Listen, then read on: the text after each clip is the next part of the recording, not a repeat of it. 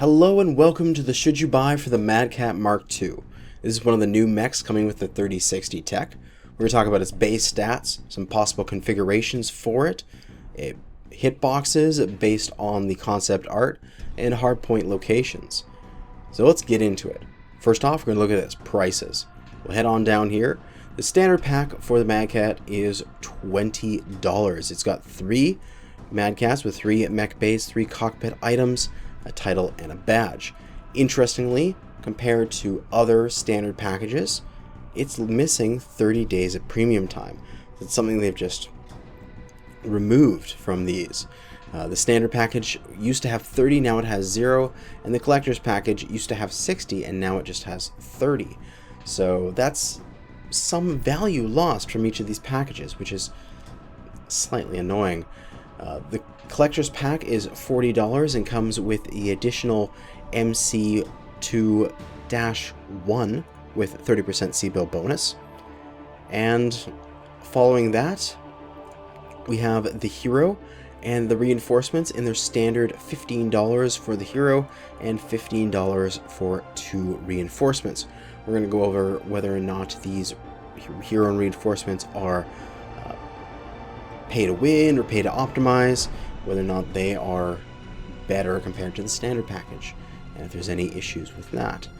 We're going to come down here and take a look at its mech specs, and let's get this thing slotted in here so we can see everything nicely.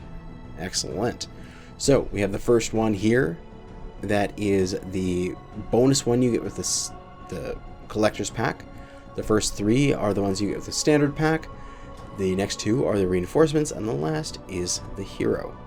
Now this is a 90-ton clan battle mech with a 360 stock engine for 64.8 kph, which gives it a max engine rating of 400, which basically means it can take any engine it wants. We have jump jets, 3 max on the majority of them, except for the 4 here, which is the ability to take 4 jump jets. No ECM across the mech, and no mask across the mech. Let's pop over to the Spreadsheet Warrior and into the Battle Mech Theory Crafting, and we're going to take it the Mad Cat Mark II as it sits here between the Uzil and the Annihilator. It's 90 tons, clan engines, so we don't have to worry about taking standards or anything. We can take an XL, and we have a really high engine rating, so we can take really big engines. So what I have here is the 300, 325, 350, 375, and 400. Those are your breakpoints, where you get an extra double heatsink slot in your engine. And that's just where I'm sort of putting my ballparks. Of course, some particular builds might be fine-tuned to a more specific engine rating, but this is good for some theory crafting. I have both that set with all of them having endo, and one side having standard armor and one side having ferro armor, just to show the difference. It is 7 additional slots and may be relevant when you're doing more of an energy-based design, but most likely if you do something that is ballistic-based or large energy like PPCs, you're going to be able to do both endo and ferro, and 31 available slots will be more than enough for you. Looking through the different speeds here, a 300 engine rating is a 58.1, 325 is 62.9, 350 is 67.7, 375 is 72.6, and 400 is 77.4. The engines that I expect people to run on this thing are going to be the XL350 and maybe the XL375. You're going to want that additional mobility. The 67.7 after the 7.5% speed tweak is going to be good enough to make this mech work. I don't feel like it should be a mech that should go slow. It should go around 70 kph because it's the Mad Cat Mark II. Like, it should just be dominant in that feeling. It should be able to move around quickly. So I'm most likely going to run mine with 350s, if not 375s, depending on the design. That's going to give you, if you choose standard armor, 46 tons and 51.5 tons respectively for the 350 and 375 engine rating. And if you have endo and ferro, you're going to get 49 tons and 44.5 tons respectively. So 45 tons-ish is what we're going to be looking at here. That is a 375 with Endo and Ferro, and that is a 350 with Endo and Standard armor. So we're looking around 45 tons-ish to do our design, with maybe a little bit more if we choose a slightly smaller engine. But pop back here to the mechs, and let's go through this. This is a battle mech, so we're going to be looking at it vertically and not horizontally as we did the Cougar.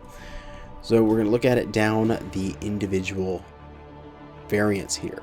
The MC2-1 has a total of 4 energy, 2 missile, and 2 ballistic. The 2 ballistic in each arm, 4 energy in the side torso, and 1 missile in each side torso. The MC2-2 has a total of 2 energy, 1 in each side torso, 4 missile, 2 in each side torso, and 2 ballistic, 1 in each arm. Very similar to the 1, just swapping out an energy for a missile in each side torso. The -4 is 4 energy, 2 in each arm, and 4 missile, 2 in each torso. We start getting into the reinforcement packages here with the Alpha. We have 5 energy, 2 in each arm, 1 in the left torso, 2 missile, 1 in each side torso, and 2 ballistic, 1 in the right torso and 1 in the center torso. The MC2-B has a total of 2 energy, 1 in each side torso, 2 missile, interestingly both in the center torso, and 4 ballistics, 2 in each arm. The Hero, the Death Strike, has a total of 6 energy and 2 ballistics, the energy being 1 in each arm and 2 in each side torso, and the ballistics being 1 in each arm. So the interesting thing about that Hero is it's the only one without any missiles, where everybody else has at least 2 missiles, if not 4. This one has the most energy at 6, which is only just 1 more than the reinforcement levels and 2 more than the standard levels, with 2 ballistics to add it on, which is right in line with everything else. Now, in terms of sort of pay to win or anything with it coming, the reinforcements and the heroes, it doesn't look like it for me. You can do a lot of the designs that you want to do on either one on the basic level. The only thing that you really would find completely unique in the reinforcements and the heroes is in the reinforcements you can get a ballistic side torso, and in the hero you can get the most energy. That's basically it. The rest of it looks fine. It actually looks pretty balanced in terms of the different variants. Let's go on to a few example builds. Now, of course, you're going to do the meta on this. You're going to do 2 Peeps and 2 Gauss rifles because you can. It's a 90-ton clan assault mech. You're going to do it. Now, I personally think that this mech would perform better with 2 Gauss and a single ERPPC, a little extra ammunition, and a larger engine. We're going to be taking like that 375 XL with this. So that way it has higher mobility, you can take your jump jets, you can fly around the battlefield, and you can have those Gauss PPC. You could drop down the engine, put on another Gauss, and put on another PPC to the 2 Gauss, 2 PPC, but I think it would be hotter and slower, and I don't think that's what the MagHat Mark II is. I think it's a high mobility assault mech that is frightening to see on the battlefield. For the ones with various amounts of missile, the 2 and the 4 here with 4 missile hardpoints, I'm really excited to use the ATMs, the new Advanced Tactical Missiles, I believe they're called, with the clan tech. Now, these things are going to have a scaling damage from close range, doing 3 damage per round, to middle range, with 2 damage per missile, and long range with 1 damage per missile. I think it's going to be great. They're going to be like better lerms, because when you fire lerms, you don't want to fire them out at a kilometer because they take too long to hit. Your opponent can get into cover. With ATMs, you want to be like 300 meters away from your opponent and going, yeah, these things are going to hit like trucks, because each ATM 12 is going to hit for 36 damage. So you're going to fire 4 of those for 36 damage each. Yeah, that's a lot of damage. Also, you could take something like 10 to 12 tons of ammo. It all depends on how much ammo you want to take. Do you die early and not get through your ammo? Take less.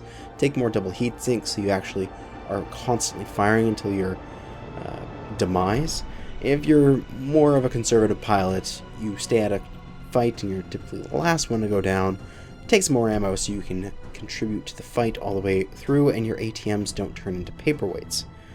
Additionally to that, you can take some lasers as backup, so like 4 ER mediums.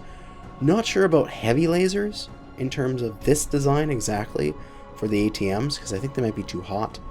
But 4 ER mediums, some double heat sinks, and a 350 XL or 375 XL, depending on how many heat sinks, how much ammo, and how fast you want to go. Now for laser vomit, this is actually a fun one. This goes on the hero only, because you need the 6 energy hard points. This one was entertaining to put together. It's an XL 400. Standard armor, standard structure, so no endo here. And it has 33 double heat sinks, 6 heavy medium lasers. You may be like, what? That's only 6 tons, but heavy medium lasers hit for like 10 damage. It's 60 damage alpha strike. It's guaranteed to have heat scaling past 3 lasers. So you're going to fire left side, right side, because you're going to have the 2 in one in the arm, 2 in the side torso, on one like left click for the left side, and then right click for the same thing on the other side. And you're just going to have all these heat sinks. The heavy lasers are going to be creating an insane quantity of heat.